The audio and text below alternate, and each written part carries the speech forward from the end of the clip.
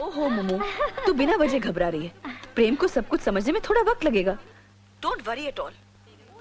Yes darling, वैसे जो हमने चाहा वो तो हो गया। प्रेम मैनेजिंग डायरेक्टर बन गया। तू तो उसके खाने की मनपसंद चीजें बना और अपने हाथों से उसे खिला। हम भी देखते हैं बेटा माँ से कब तक नाराज रहता है।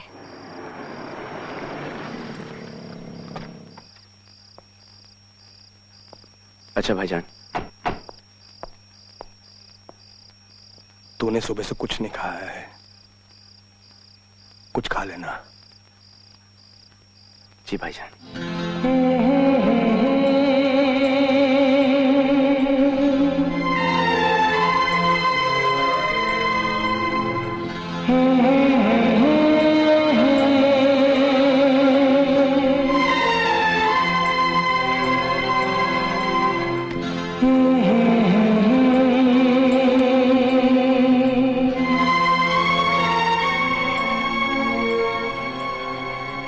हाथ मुंह धोकर आजा प्रेम, खाना तैयार है।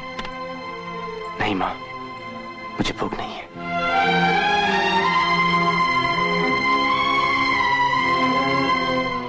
सब तेरी पसंद की चीजें हैं प्रेम, मैंने बनाई है। थैंक यू माँ, मुझे भूख नहीं।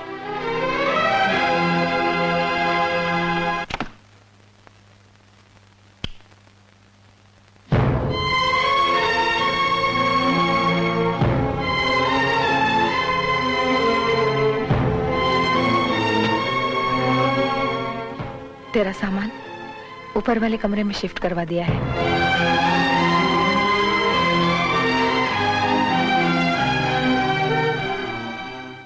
कहाँ जा रहा है? अपना सामान विवेक भैया के कमरे से वापस लाने।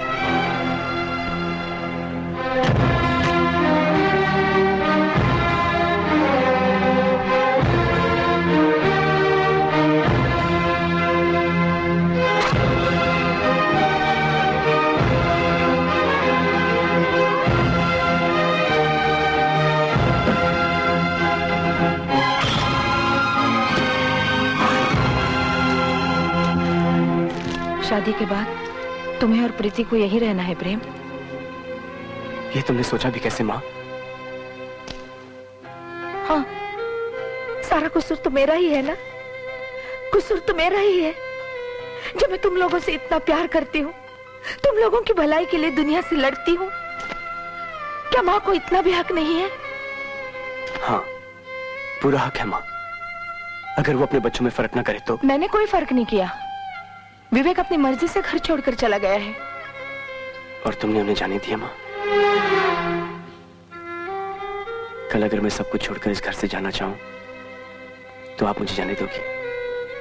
लोगों की नहीं, मुझे।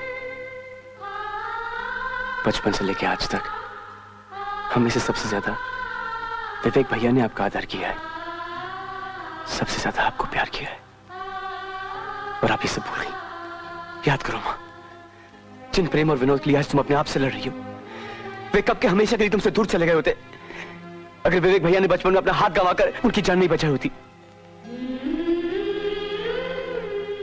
संगीता पे जो बीती है उसके लिए आपने ऐसे विवेक भैया को कसूरवार ठहराया। संगीता का नाम सुनते ही हमारी आंख में पानी आ जाता है, और अनुराग बाबू का नाम सुनते ही क्रोध। लेकिन क्या हम अनुराग बाबू से कम दोषी हैं, जिन साधना भाभी को इतने प्यार से इस घर में बहू बनाकर लाई थी, उन्हें एक पल में ही पराया कर दिया, और उस वक्त जिस वक्त कि वो खुद ममता की चौखट पर बैठी है। प्रेम, ये फर्क नहीं तो और क्या है माँ, सौतेलापन विवेक भैया ने नहीं, तुमने निभाया है।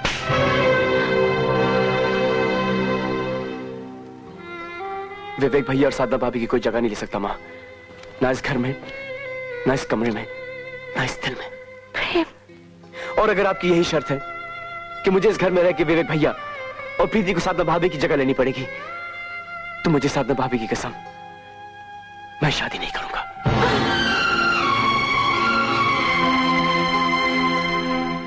प्रेम, प्रेम, मुझे माफ कर दीजिए अंकल, मैं ये शादी नहीं कर सकता। बेटा, मैं जानता था तुम्हारा यही फैसला होगा। जिस देश में बड़े भाई को पिता और भाभी को माँ का सम्मान दिया जाता है, वहां प्रेम उनकी खुशियों को कुचलकर अपने सपनों का महल कभी नहीं बनाएगा। मैं जानता था। मैंने प्रीति को ये पहले ही कह दिया था।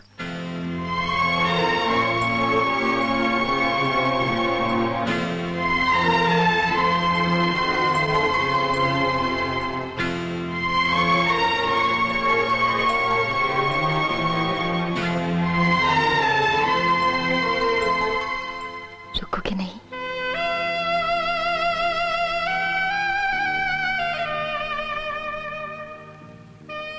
तुम अगर कहते भी तो भी मैं साधना भाभी का अधिकार नहीं ले पाती।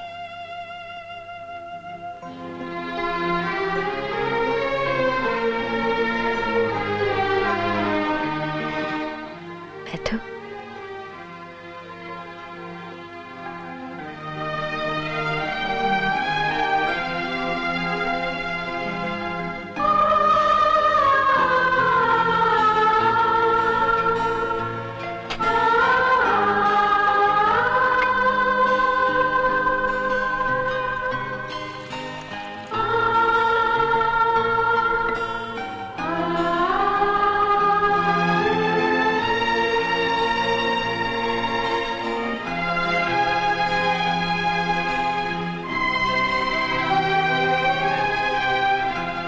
हम चाहे बंधन में बंधे न बंधे, जज्बात का रिश्ता तो दिल से है ना?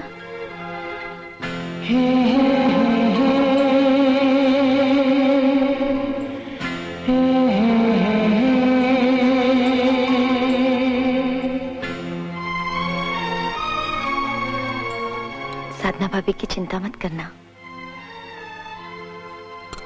उनकी डिलीवरी की जिम्मेदारी अब मेरी है।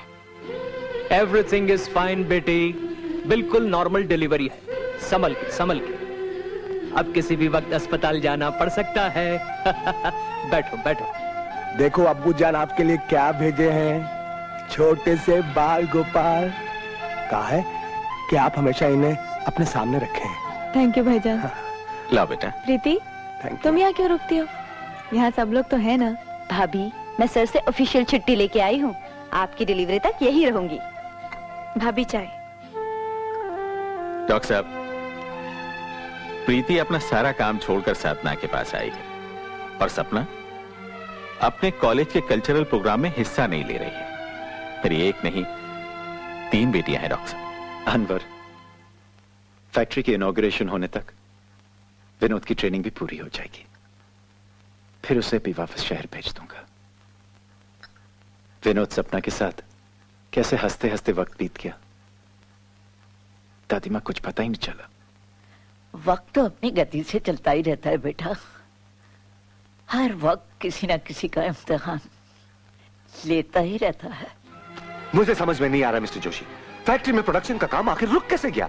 तकनीकी प्रॉब्लम्स तो पहले भी आती थी। सर, पहले आनंद बाबू संभाल लेते थे। मैं ये सब कई बार सुन चुका हूं। आप जल्द से जल्द एक अच्छे से अच्छा इंजीनियर अपॉइंट कीजिए, वरना इस तरह तो हम बैंक के लोन्स तक नहीं चुका पाएंगे। चाहिए। हेलो।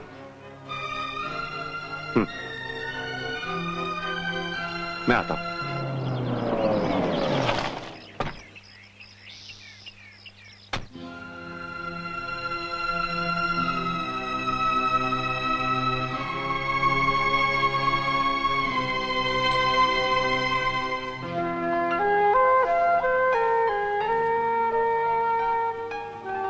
अब इनकी तबीयत कैसी है डॉक्टर साहब? बुखार तो अभी भी काफी है अनुराग बाबू। ज्योति जी बता रही थी कि ये दोनों काफी दिनों से ठीक से खा पी भी नहीं रहे, खेलना कूदना भी कम कर दिया।